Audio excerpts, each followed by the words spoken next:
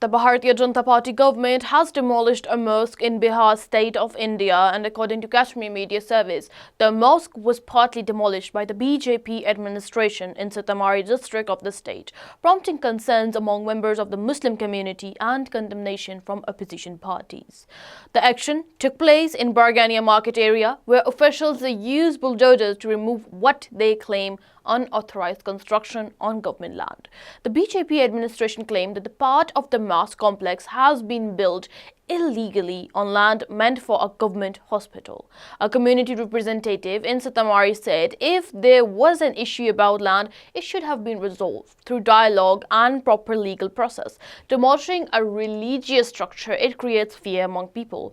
Another resident said, "We are worried that similar action they may now be taken against other mosques, madrasas and graveyard." Opposition parties, they have criticized the action, said that it reflects a broader pattern seen in several BJP-ruled states. A state-level opposition leader said, "We have seen bulldozer actions in BJP-ruled Uttar Pradesh, Madhya Pradesh, Gujarat, Assam and Uttarakhand. Now Bihar seems to be following the same model.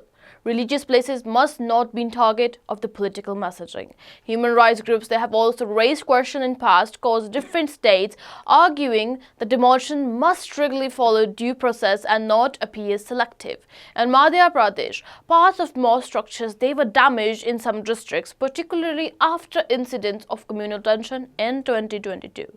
In Assam, demolition drives since 2022 have led to the removal of madrasas and houses in certain areas. So critics, they argue that the pattern has created a perception of selecting targeting of Muslim community.